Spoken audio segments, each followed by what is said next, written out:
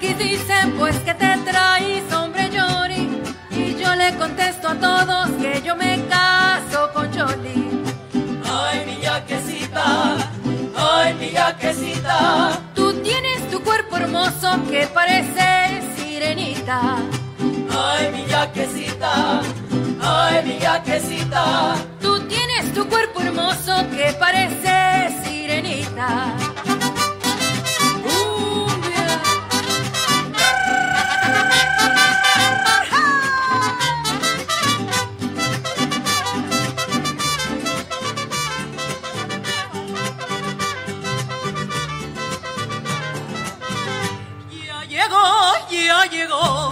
Ya llegó Sergio el bailador. Llegó Sergio el bailador.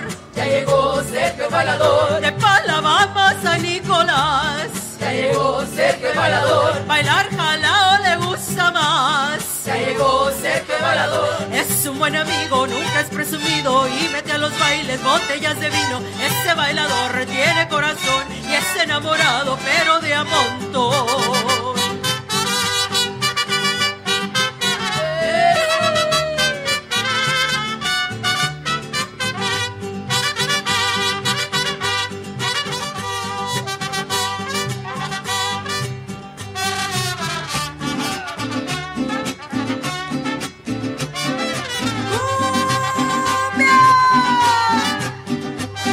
On the 12th of February from WBRN Radio and on the Boston Red Network, the title of our episode, The Showdown at the Wall, Trump versus Beto. Last night, the president, DJ Trump, journeyed to the border town of El Paso. And waiting for him in El Paso was a crowd of about 6,000, according to the fire department in El Paso, Texas. Trump claimed he had what Trump claimed he had, but anyway, that 8,000 was the limit. They got in more than 8,000. He always exaggerates his crowds, and at the same time, one of his estimates was of Beto O'Rourke's crowd was 200, and then he went to 2,000. Beto O'Rourke had thousands of people there on their parade that they paraded from a school in El Paso to the place of the rally. And you will hear later in the broadcast Beto O'Rourke. Also, you will hear a news conference from officials in the city of El Paso debunking DJ Trump's claim that the wall would make El Paso a safer city. El Paso is one of the safest cities in America. But firstly, we'll start with some news today. Well, we'll start first with a tentative agreement on the or to stop another shutdown at the end of the week. And let me go to it first, and we'll come back to this other story.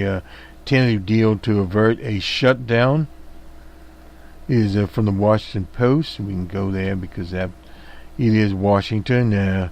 Key lawmakers announced a tentative deal late Monday that would avert another shutdown at the end of the week, while denying DJ Trump much of the money he sought for this so-called wall. He's going to build the wall, what we brought together. I thought tonight we didn't want that to happen. That's Appropriation Chairman Selby of Alabama, who led the talks. The House Appropriation Committee member Nina Laurie, she's from New York, said who was in the meeting, said she hoped the negotiation would have a finished product by Wednesday. She said she ran the proposal by Nancy Pelosi. Some may be happy, some may not be happy, she said, assessing how the Democrats would receive the deal. The deal includes a $1.374 billion for 55 miles of fencing, compared with the $5.7 billion that old DJ Trump requested for 200 miles of wall. So DJ would have to settle for roughly 50 miles instead of 200 miles. The deal omits a strict new cap Democrats had sought on immigration detainees, as opposed to at the border. At the same time, it limits overall levels of detention beds maintained by the U.S. Customs and Enforcement Agency. To avert the shutdown, the deal needs to be written into final legislation and passed the House and the Senate and signed into law by DJ Trump. Fox News host Hannity, Trump lackey, immediately called the shutdown deal a garbage compromise. Medals of North Carolina leader, the Conservative Freedom Caucus, said it fails to address serious threats. This doesn't represent a fraction of what the president promised the American people, according to the right-wing Medals. Selby Leahy, he's from Vermont. Kate Granger from Texas participated in the meeting. So that's basically the deal they've gotten together. What if DJ Trump rejects this deal? Well, he just rejects the deal. Nothing else can be said. The government will close down once again. 800 federal workers will be once again furloughed, and it will cost millions of dollars. So that is that story. Let me get to the other story that made it around yesterday, and then we'll go to El Paso, Texas. That involves Representative Omar and the machinations around Ilhan Omar. She is a freshman, a first-year representative from Minnesota. She is a Muslim, and she has represented the views of the Muslim world, no doubt about that. And what is basically happening here, you're seeing 2019 politics running up against 1948 politics, 1950s through 60s through 70s through 80s, in other words, Wilsonian foreign policy. Now what happened was she bucked the Zionists, their influences in the Congress and various other organizations out there. She sent a tweet out. I won't go over here, but basically it talked about money. She's in her 30s. Many millenniums talk about the dollar as the thing, period. And that has to be understood as a cultural thing, so a reference to the $100 bill is nothing new there. But some took it as a firestorm there. Within the Democratic Party leadership, there was talk of stripping her of her committee assignments, although she's only been there about a month. Not quite a month, well, I guess a month maybe. But, that would be about it. I suppose they could censor her. But as the law stands, and remember the Adam Clayton Powell case, Adam Clayton Powell was a congressman from Harlem, an African-American, chairman of the, at that time, the House Education Committee, very, very powerful committee. They stripped him of his chairmanships, and then, of course, they expelled him from the Congress. The Supreme Court later reinstated Adam, and that was the last case of the so-called expelling people from Congress. The other option, of course, is to drive someone out like they did Al Franken. This will not happen with Representative Omar. She is upright. She will not bow to those kinds of pressures. So at the most they could achieve would be to take away her committee assignments. She would remain there. She would become more of an international symbol than before, and a firestorm would ensue. The Democrats, in our opinion, couldn't risk that in a presidential year, going into a presidential year of 2020. Now, some have said, well, if this there's an option amongst the Zionist factions to leave the Democratic Party, well, they could do this. They have opted, at least elements of that group, to when they voted for Ronald Reagan. Nothing new there. Period. Whether the Democratic Party continues the Democratic Party or not, well, that's up in the cards. Nothing Representative Omar can do about that. But as far as the followers of O.J. Simpson are concerned, millions of African Americans are a major part of the party. And it would behoove the Democratic Party not to cross us. Here was the Monster Clinton crossed us, and you see what happened to her. She's at home watching political events on TV. This is a different era. This is people have to understand that and get used to it. The Post also said a number of Zionist leaning Zionist delegates in the House of Representatives met together to what to do about Representative Omar. That's not the question. It's what the Representative Omar is going to do about them.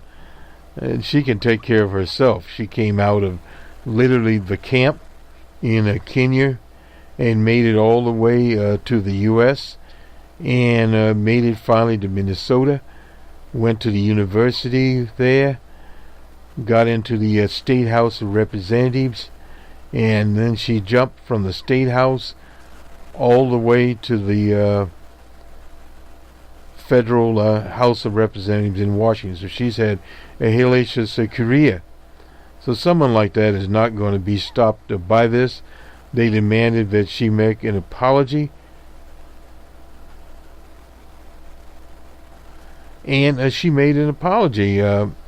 We posted up to her constituencies, but she never intended to constituents, I should say, but she never intended to offend, and to Jewish Americans as a whole. And this is why I unequivocally apologize. Now, Representative King of Iowa did not unequivocally apologize. He just said he apologized to anyone he offended. And that's usually a qualified apology. They took away his assignments, but he's still there, and he will remain there, period.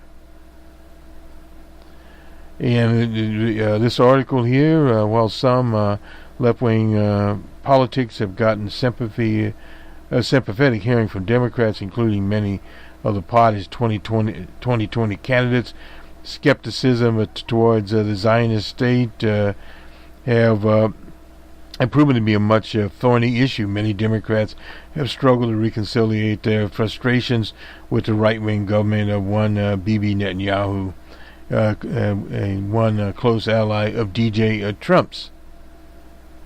So there you go. DJ Trump supports them. The right-wing evangelicals support them. So there you go. Period. And Rashina, out of Michigan, there are two Muslim women in Congress.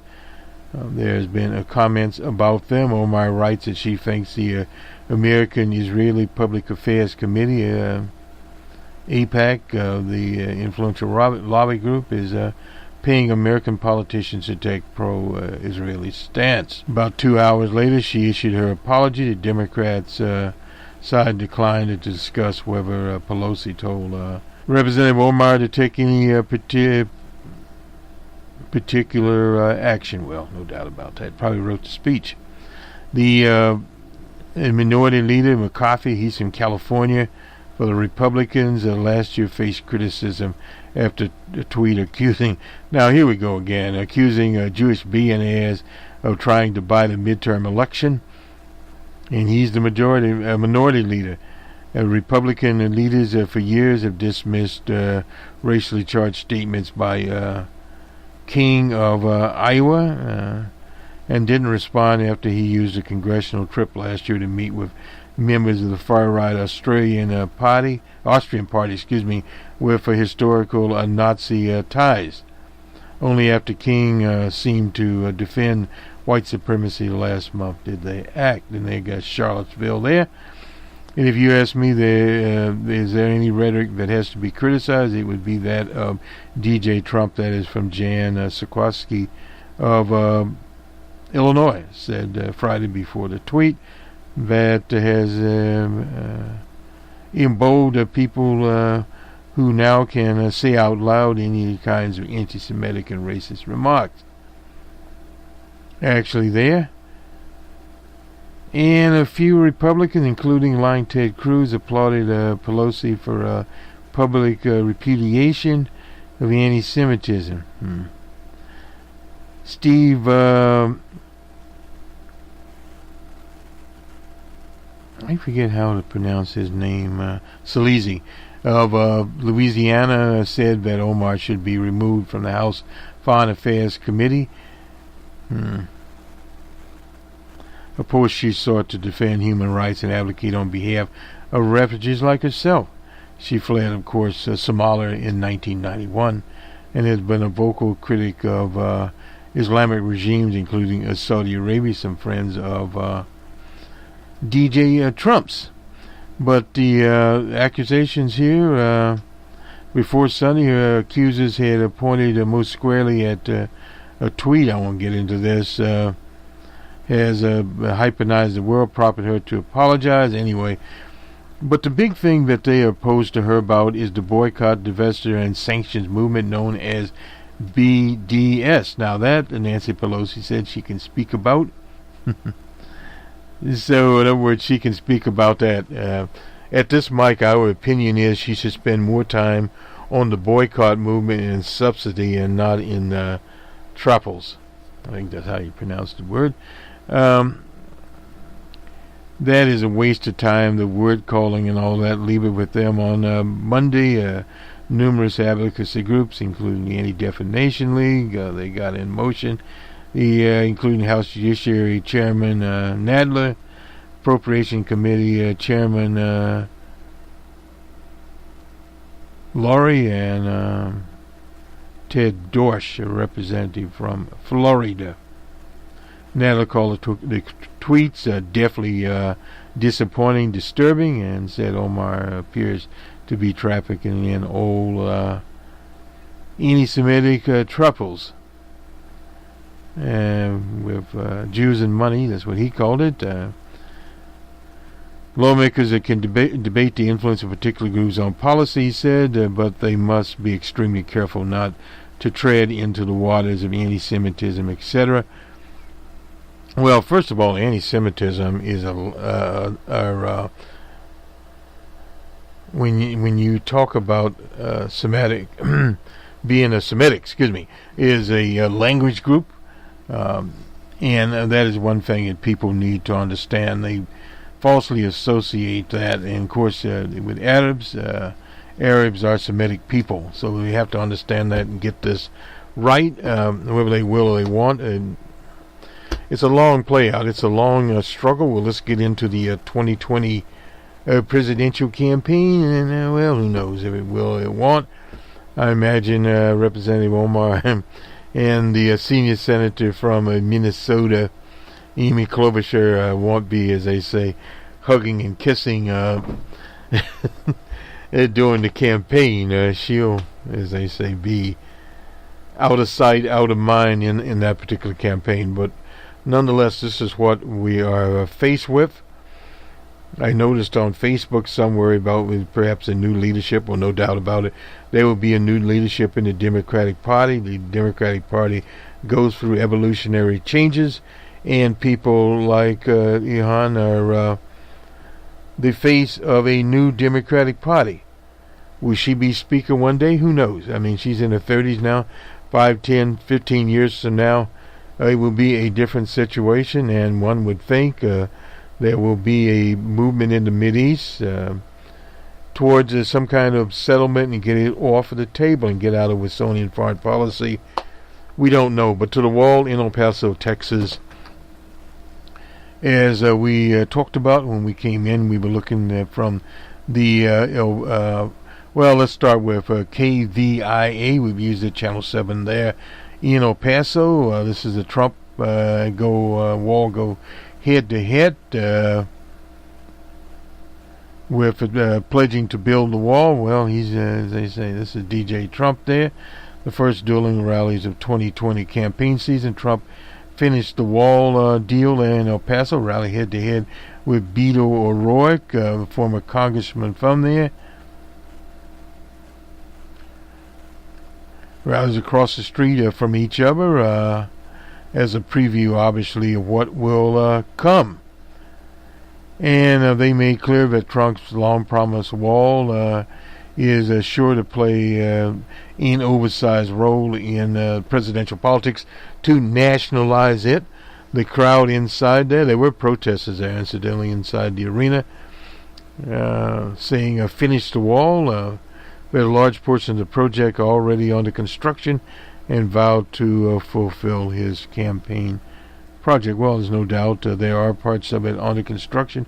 Meanwhile, the other demonstration there with local and civic leaders, you'll hear from them in a minute, in Hispanic groups in his hometown, followed by a protest rally attended by thousands on a baseball field within shouting distance of where Trump spoke, with an eye on the country, and eyes upon the country, upon us.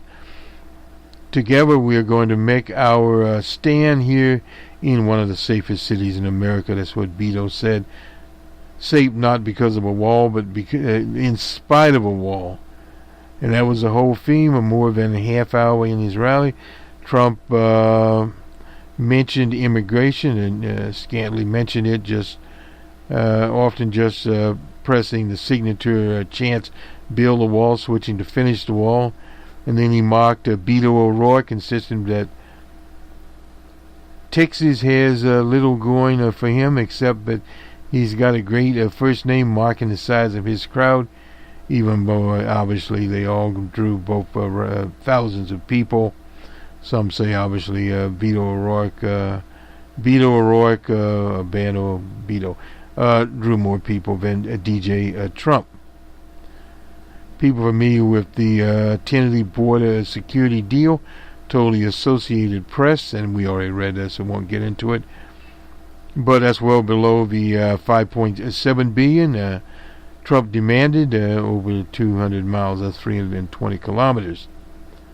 So he didn't get that. If I had a choice, I couldn't stay out there and listen, or I could have come out with the people of El Paso in Texas. I chose you. Oh, that was DJ Trump. I didn't know what it was there. He repeatedly pointed to El Paso, he said, adding that they are full of a lot of crap when they claim it hasn't made a big difference, according to Trump. El Paso has a murder rate of less than half of the nation's average in 2005, a year before the most recent expansion of the offense, despite being just across the border from Juarez, a city plagued by drug violence. The FBI's uniform code says that El Paso's annual numbers of violent crimes dropped from 5,000 in 1995 to 2,700 in 2016. That corresponds with similar declines in violent crime nationwide. Trump released a video showing El Paso residents saying the wall helped. Who are they on? And Associated Press poll conducted during the last month of the shutdown found that more Americans opposed the wall than supported it. 8 in 10 Republicans are in favor, while only about 11 in 1 opposed. Democrats, meanwhile, are acclimated that Trump insists on a wall helps them, and points to the midterms in 2018. That is from KVIA in El Paso, Texas. Similar headlines. The press conference, incidentally, you're going to hear, that is Veronica Escobar. She is the congressperson that took the spot, I believe, that Beto O'Rourke. And several elected officials from El Paso had a news conference there, asked Trump to correct the record on his misleading State of the Union remark about El Paso, and to apologize to El Pasoans for misrepresenting their hometown during the State of the Union. Trump claimed El Paso, because of the wall, SAPA, installing of a barrier. The border city of El Paso used to have extremely high crime rate, and one of the highest in the country. Now, with a powerful bury in place. It's one of the safest. We're proud of the community. Unfortunately, President Trump repeated misinformation provided to him by the Texas Attorney General Paxton that El Paso was once the most dangerous city. El Paso community has been battling that information for so long, and to have the President of the United States repeated on a national stage during a significant speech to the American public was disturbing and dismaying, El Paso's newly elected Congresswoman Escobar said. And they also had the El Paso County Judge Ricardo, and I won't try to pronounce his name, echo the same thing. Carlos Leon, a former police chief, praised Escobar. And so the various other officials that are in this, Executive Director Ruben Garcia, invited 3 refugee families to speak, including a mother and 2 daughters, the 2 sons and a man who were granted political asylum in 1988. So this is a long story here. He was granted asylum in 88, graduated from the University of Texas at El Paso with a bachelor's in science.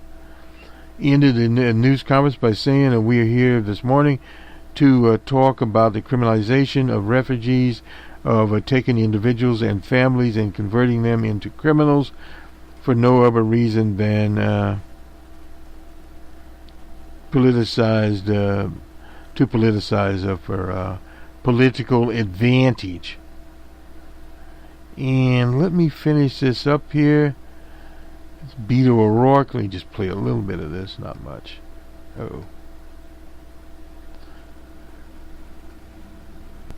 Tenemos un niño perdido, por favor, si se pueden fijar por ahí. Si lo hallan, por favor, que lo traigan para acá, perdón, está aquí en el escenario. We posted this particular thing from the global news. It's of the entire march, over 2 hours and about 20 minutes. But we have Beto O'Rourke, about 10 to 15 minutes of him coming forward. Incidentally, he is speaking in both English and Espanol, so to our Spanish viewers you can hear it. And these were the female mariachi singers that sung there, and we came in with sounds of them. So we'll catch a little bit more of this. The mariachis going on here, and sin dinero yo hago siempre lo que quiero y mi palabra es la ley. No tengo trono ni. And now to the sports, NESPN. We'll start, let me see, where are we starting here? We'll start with the National Basketball NBA. The Knicks were at the Cavaliers in Cleveland 107-104. The Wizards were at the Pistons in the Motor City Pistons 121-112. The Hornets were at the Pacers in Indiana, Pacers 99-90. The Nets were at the Raptors, Raptors 127-125. The Bucks were at the Bulls in Chicago, and Bucks 112-99 for the Bulls. The Mavericks were at the Rockets in Houston, Rockets 120-104.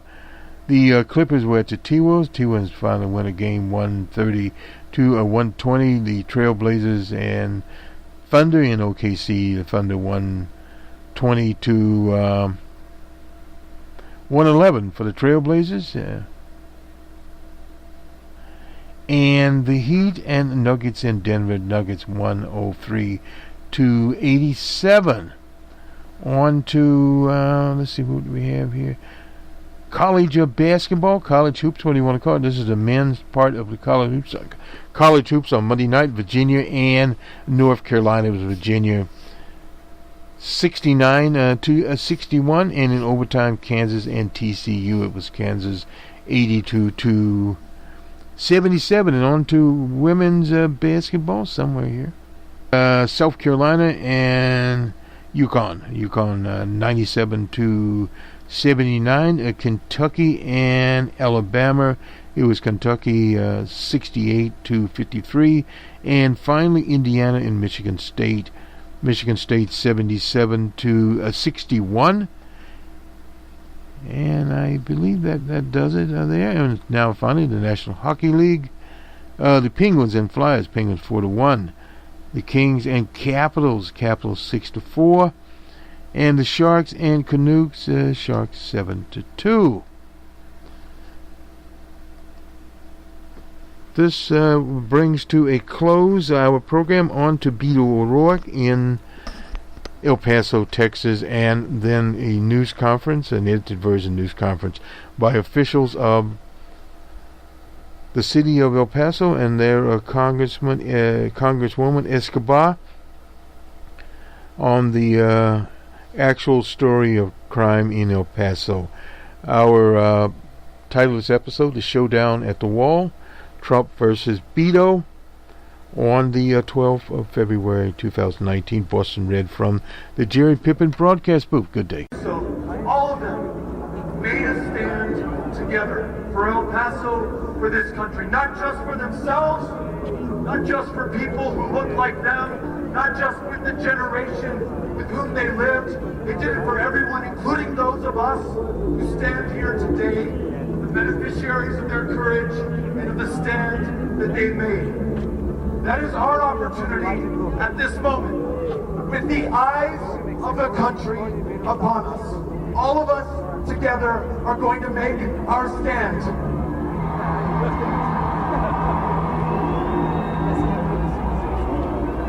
Here, in one of the safest cities in the United States of America,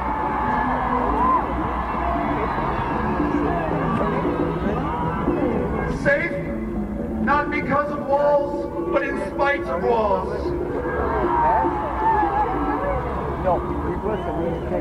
Secure, because we treat one another with dignity and respect. That is the way that we make our communities and our country safe. Aquí podemos mostrar que si queremos asegurar nuestras comunidades, necesitamos tratar cada persona con dignidad, con respeto, como merecen, como humanos. Here, in the largest binational community in the Western Hemisphere, 2.5 million people, 2 countries, speaking 2 languages, with 2 cultures and 2 histories, who come together, are joined, not separated by the Rio Grande River, forming something far greater and more powerful than the sum of people or the sum of our parts. We have so much to give, so much to show the rest of the country, and we're doing it right now.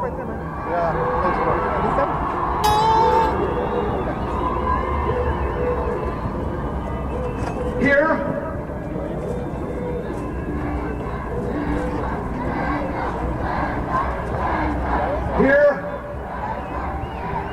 a city that has been one of the safest in the United States of America for 20 years and counting, safe long before a wall was built here in 2008. In fact, a little less safe after that wall was built.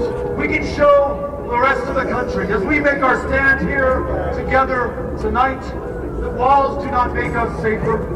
Walls will require us to take someone's property, their house, their farm, their ranch, to build a wall at a time of record low northbound apprehensions, at a time that El Paso is not the outlier in the cities of the border. In fact, if you look at McAllen, if you look at San Diego, if you look at all points in between, the U.S. cities of the U.S.-Mexico border are far safer than the U.S. cities deeper in the interior of the United States of America.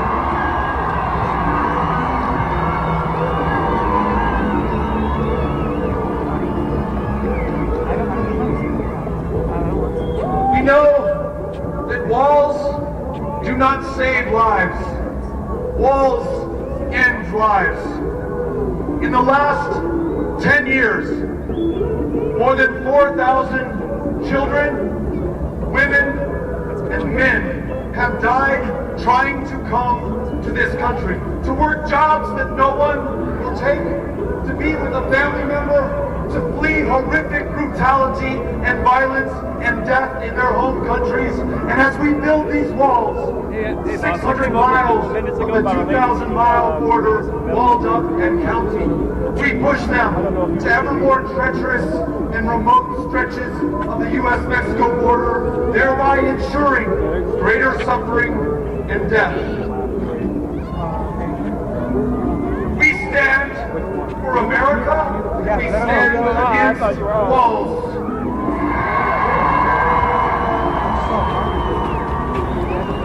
We know that there is no bargain in which we can sacrifice some of our humanity to gain a little more security. We know that we deserve and will lose both of them if we do. We stand for the best traditions and values of this country, for our fellow humanity, and who we are when we are at our best. And that's El Paso, Texas. I'm glad the country's here to see us.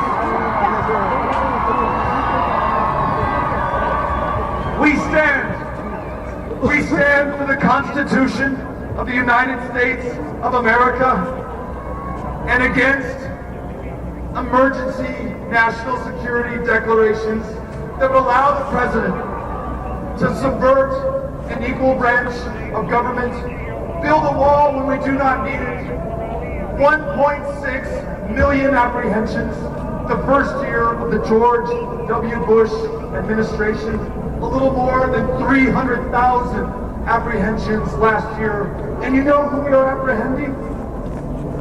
Kids, children. If they are lucky, they're there with their moms or dads, walking 2,000 miles. If they're lucky, atop, not inside of a train known as the Beast or La Bestia, surviving every manner of depredation, and those who prey on human misery and hear their most vulnerable and desperate moments. They want to make sure they have found the right place.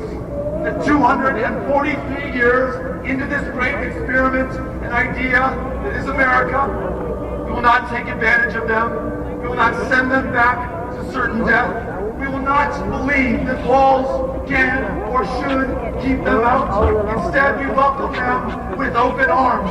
This, the wealthiest, the most powerful country on the face of the planet, can meet this moment in our obligations to one another and be all the stronger for it.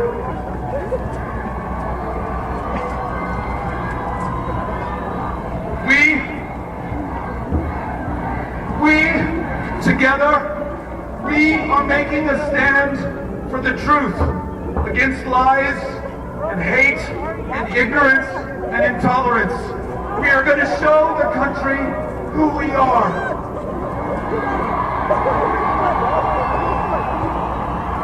The president describes Mexican immigrants as rapists and criminals.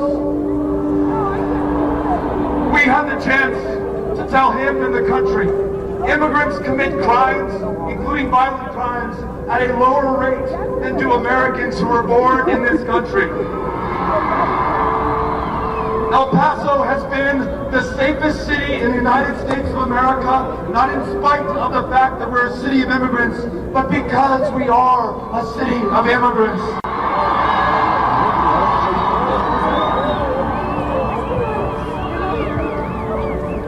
We're going to make a stand to ensure we live up to our promise, to our potential, to our purpose as a country. So it's not just those things that we are against, which we must stop, like this wall. It is also the things that we want to replace that with. Those things which we are for. Number one, let's make sure that as they leave the deadliest places on the planet, that we make way and make room for those asylum seekers who are coming to this country. Meet our obligations under U.S. and international law and do the right thing. Two, let's ensure that no dreamer ever again fears deportation from this, their home country. Make every single one of them U.S. citizens so that they can contribute to their full potential. And their parents, the original dreamers, let's make sure that they stay here as well on a path to citizenship, contributing all they've got to this city, this state's, and this country's greatness, and the millions who labor in the shadows, the most back-breaking work that man can invent. Let's pull them out into the sunshine. Let's allow them to live with dignity for themselves and their families. Let's ensure that their genius remains here in the United States, making us a stronger, a safer, and a more successful country by their very presence.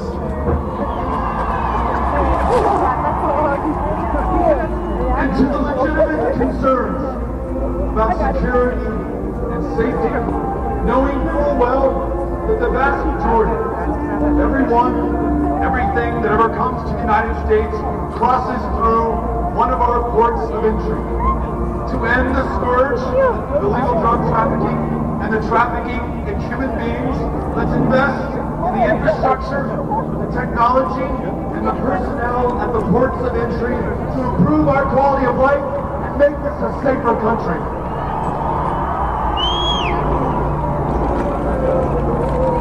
And then let's do this. The words that we use have extraordinary power. When we describe asylum seekers as though they were animals, when we refer to immigrants as an invasion, when we conflate dreamers with members of MS-13, not only are we spreading lies, committing an injustice, but the policies and the practices that follow should not surprise us. When we take little children, babies, from their mothers and fathers here, the U.S.-Mexico border, at their most desperate moment, when we put that child in a cage, turn that parent over to the Department of Justice, then to ICE for deportation, commit cruelty, tantamount to torture upon that young child, it follows the rhetoric that we use. Let's make sure we refer to our human beings, our fellow human beings, with kindness, with respect, with dignity. Let's not be afraid of our own shadow or of who we are. Let's own this moment and the future and show the country there is nothing to be afraid of when it comes to the U.S.-Mexico border.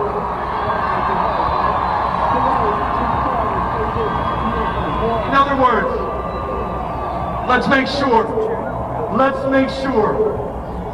that our laws, our language, and our leaders reflect our values, who we are, our experience, what we know, to do great things for this country. Because I tell you what, I know that we can do it, and I know that we must do it.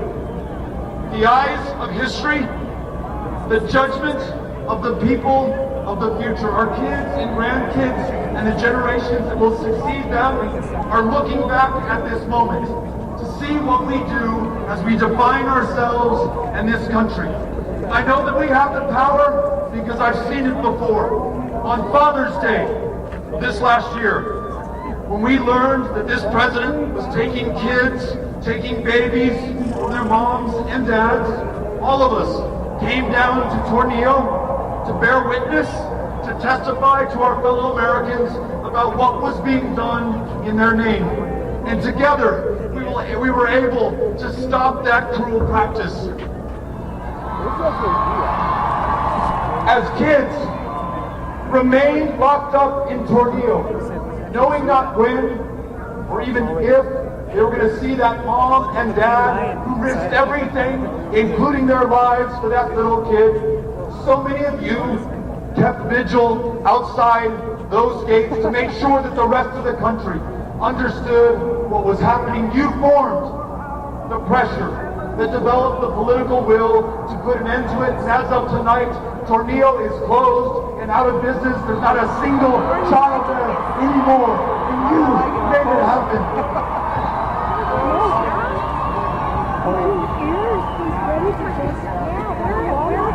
And when ICE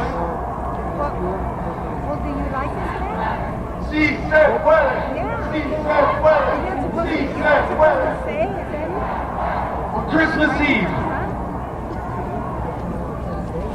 Eve, when you learned that these asylum seekers held by CBP, turned over to Immigration and Customs Enforcement, had been dumped the Greyhound bus station in downtown El Paso, not a single dime on them, with no food to eat, with little kids who were sick and needed help and medical attention. You all came downtown on Christmas Eve. You brought your families with you. You showed the kindness and the generosity which distinguishes El Paso and will every single day going forward. So at this moment, if there's any doubt about whether together we can make a stand, the generations that follow us will be grateful for. Have no doubt, we have done it before. We are made of great stuff. This community produces great people. We are the example that the United States of America needs right now. Desde aquí, yo veo el futuro de este país, la promesa de este país, tan poderosa, tan positiva, y yo tengo tanto orgullo ser paseño fronterizo con ustedes. Sí, pero no ando buscando la entrada para adentro, ando buscando para donde se va a pasar el camión. This is where we make our stand, and there's no other place I'd rather be, and no one else I'd rather do it with. I love you, El Paso. The country's counting on us. Let's do it.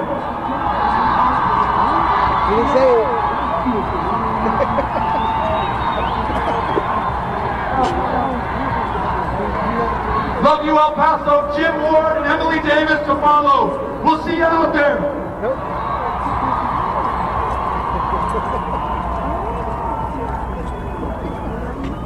You